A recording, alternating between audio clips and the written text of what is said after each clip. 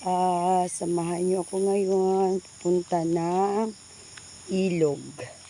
Ito yung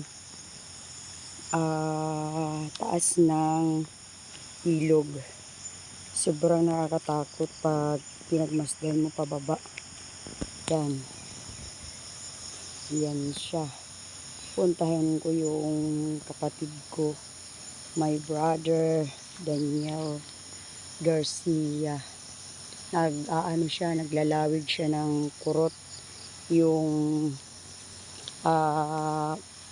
ginawa niyang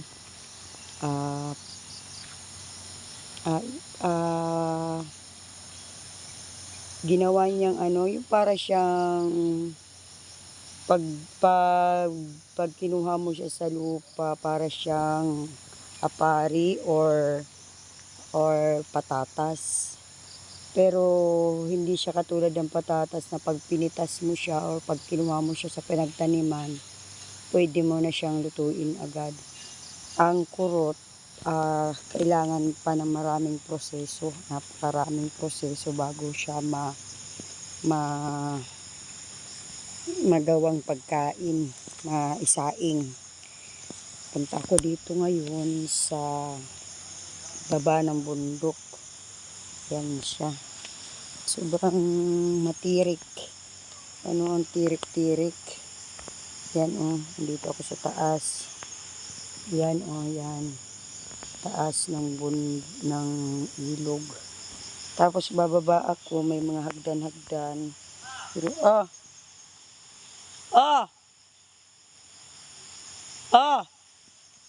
andali, nahihirapan nga ako bumaba eh. Yan.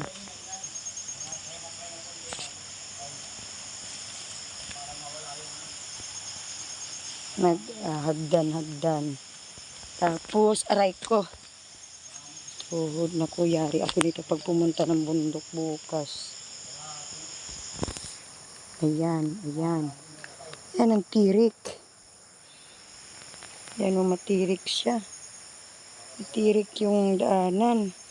Mamaya, ipakita ko sa inyo kung gaano katirik. At pag nasa baba na ako ng ilog, ipapakita ko kung gaano katirik yung aking dinaanan.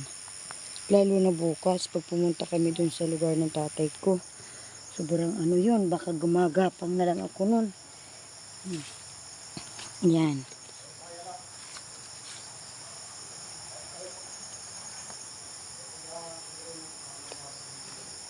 Yan.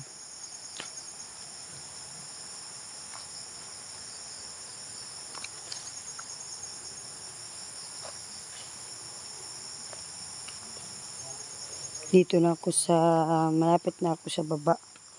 Ayan siya Yan yung dinaanan ko. Yan Yan. Pababa na ako dito. Yan yung ilog. Yan ilog. Malinis dito kasi nahawanan ng may-ari ng lupa. Yan, nandito na ako. Yan Yan. Yan yung dinaanan ko. Yan. Yung sa taas yung nyugo. Yan. Punta na tayo dito. Aray ko. Sakit naman ng aking na tumaan. Puno ng bayabas. Maraming mga puno rin ng nyug dito. Tapos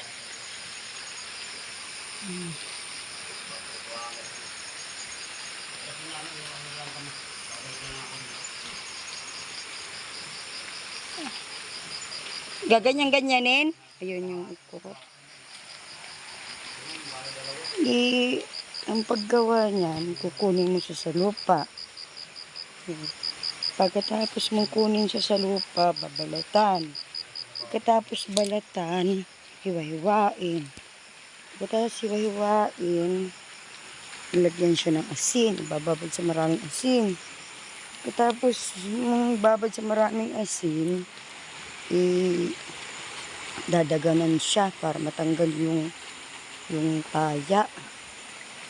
ilalagay sa sako, tapos ilalagay, pagkat ilagay na sa sako, idadaganan ng bato. Para, yan, yung kuya ko. Mga babad yung kurap sa tubig. Yan na yung pagkatapos yung siya daganan ng bato yung sa loob na. Pero nagpiling nakalagay sa sako. Daganan ng bato. Yun na. Bababad mo siya sa tubig. Wala nang umiigib siguro Hindi naman masyado. Wala nang umiigib no. Kasi naglagay na ng tubo tikanhin. Aw Kami naglagay yan. Amo nga ni, wala na siguro para alog. Binasag na nila yung isa eh. Pinakaalam, pinahali ko na lang sa Pinahali ko sa tilo eh. Pinakaalaman nila eh. Kakailan po, may naglaba kasi dito. Bayan ko lang pagkita ko dito ng ganito kalaki. Ganyan, gaganyanin lang namin yan, titingnan lang namin. Hintayin ka namin hasta magbalik ka. Kailangan kayo ng halo, mamaya-maya halo kasi para mo. Ikaw na lang magaluhalo, kayo nagkaano ako. Bago pa ito, mas marami ito ngayon. Hindi ba nakaulit ka diba? Ha? Nakaulit. Ikaw lang isa din eh. Ayun mo na, kaya dito mo nun. Nakuha kami ng baril, iniwan namin. Nakuha kami ng baril doon. Dito kami nangunguhan. Ayun, malaki na yung muging. 4 years na nakalipas. Okay, ikaw di kasi naman doon. Diri, waray sarap yan. Puntahan ko muna, babalik na ako dito. Mamaya-maya, pagkatunat ko. Napapalit agad tuman sa nilyanganin kuhan. Ay kampurado. Tapos blackening shampoo ni Kuya. Ay! Oo, adi na ako apo. Oo, sige, uwi na nga ako. Yun lang. Halu-haluin daw yan ha. Cellphone mo anak. Huwag mo disgrasya. Iano mo doon yung cellphone mo. Yan, nakababad lang. Sa tubig. Okay guys, yan yung ilog namin. Medyo wala na kasing pwede man timun-munla din niliwat. Ilog nung araw, ang dami kasing pupunta ng ilog. Ang daming yung naglalaba, nag-iigib dito. Yan, igiban yan eh. Iniinom yan eh, yung na yan, tubig. Dito ka lang dyan, iba'y mahulog cellphone mo. Muna halo-haloin mo yan ha. Mon. Hinaya la, may magkahulog. Didi ka la dyan. Cellphone mo ha, madisgrasya. Ayan. Ganda rin yung nila. Yan, kasilag ng araw. Yan yung nakaraan. Kumuha ako dito ng halaman. Pero iniwanan ko eh. Balikan ko nga doon. Ayan. Dati, dami-dami mga bata, mga nanay, naglalaba dito nung hindi pa maraming ng nawasa. Ngayon kasi halos lahat may mga tubig nawasa na. Ito yun yung kinuha kong halaman na nakaraan. Pero I'm not sure kung mabuhay siya dun sa taas. Dun sa bahay. Ito. Ito yun eh.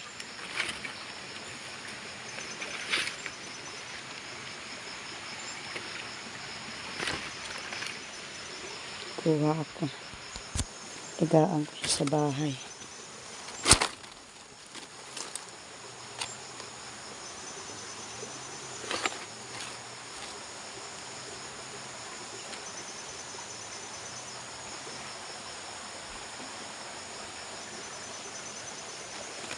Hugasan ko muna kasi medyo madumi.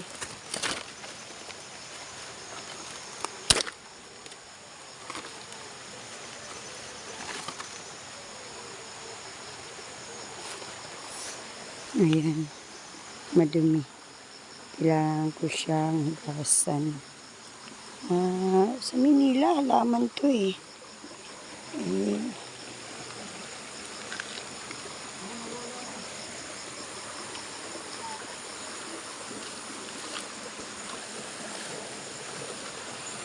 John, dito ka lang sa malapit. Kaya ba mahulog? Muna, luluin mo mon.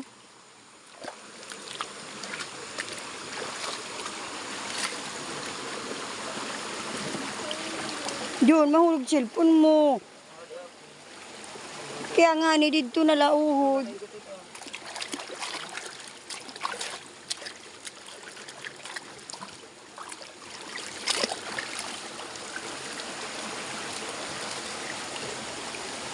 Mon, nalayon doon na yung gas doon na di mon.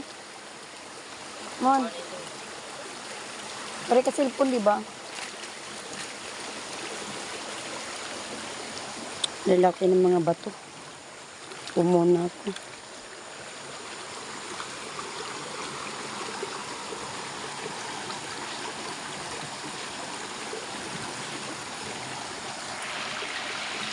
Ayan yung ano, tinatawag na kurot. Gasan mo na lang. Gasan mo na dyan. Yung kurot.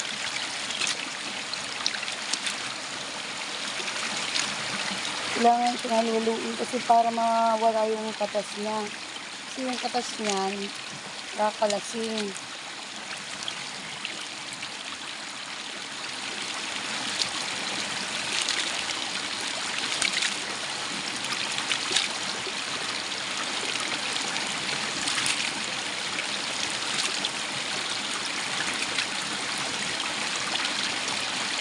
Yan, pag naisa, ano yan, pag naiahon na dito sa ilog yan, dadalhin yan siya sa bibilad yan siya. Bibilad. Mga ilang araw siyang bibilad. Pag naibilad siya, yun na, pwede na siyang maisain. Pwede na siyang maisain. Pag nagsain yan, walang sabaw yan. Nilalagay lang siya sa kaldero.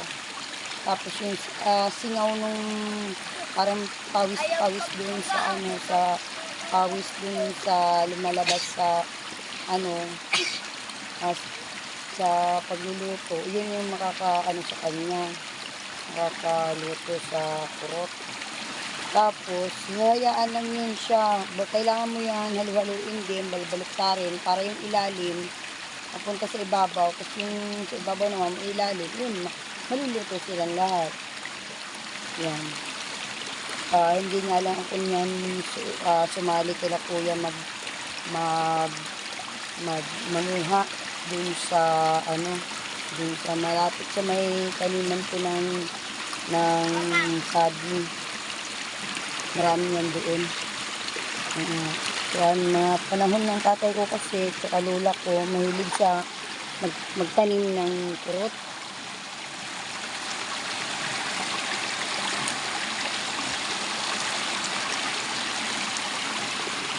Tapos, parang binalikan lang ng mga kapatid ko kung paano ang proseso, paano yung gawin, hanggang sa maisain yung tinatawag na kurot. Ano siya, pag kinuha mo siya sa puno niya, pag inani mo siya, para siyang patatas, pero malalaki. Para siyang patatas ang kulay ng balat ng kurot na yan. Tapos pag nabalatan na siya, ang pinag-iba lang nila, hindi siya pwedeng isain kaagad. Hiwa-hiwain muna siya. Pagkatapos hiwain, kahit walang hugas yun, hindi mo na kailangang hugasan. Pagkatapos hiwain, ibababad mo siya sa maraming asin.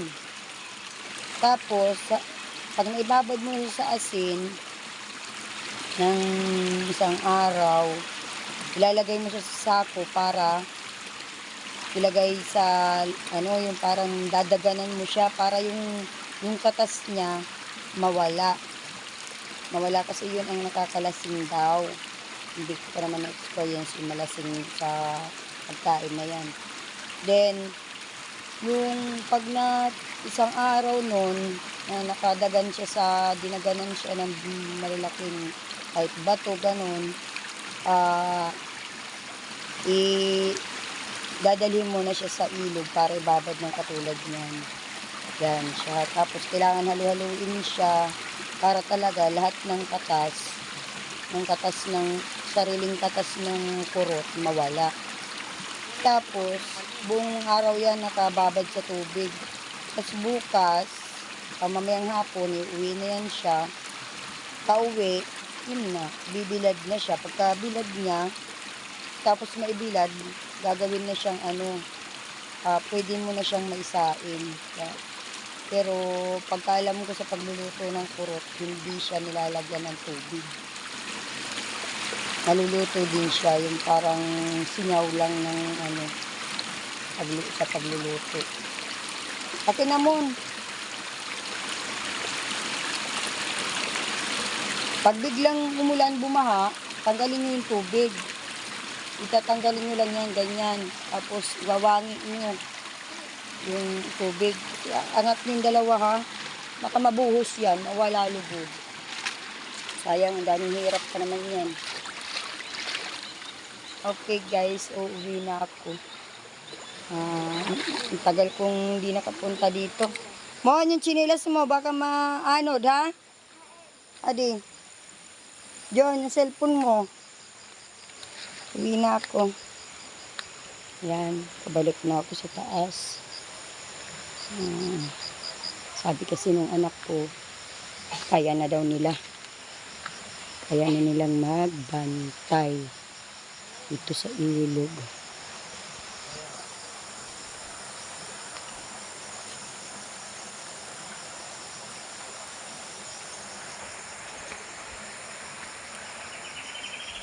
Hintayin nyo hanggang bumalik si Lolo Daniel. Okay guys. Ipakita ko ulit sa inyo yung dinaanan ko kanina. Dinaanan ko kung gaano siya katirik.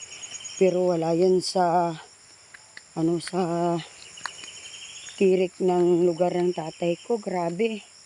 Sobrang doon. Napaka tirik ng daanan. Hindi ko nga alam kung kaya kong maglakad, sasama. Pero interesado akong sumama sa kanila.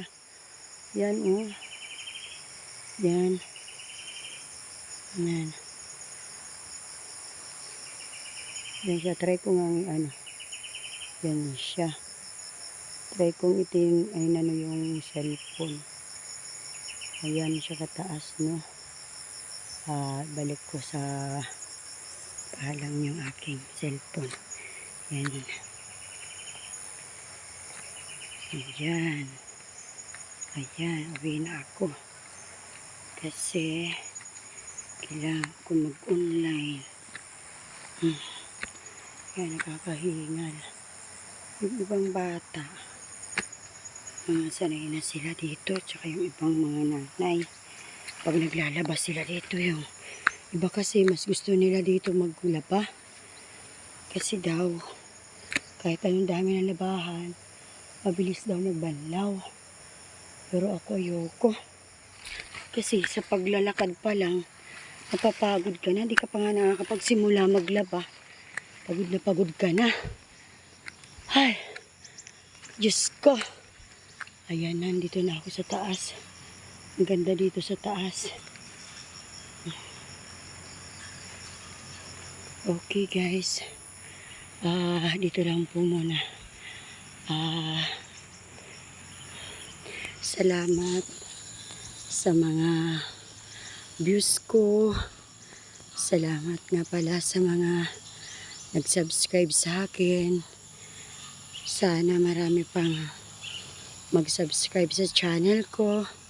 Kay Lydia Garcia. Maraming salamat po. Okay guys, bye.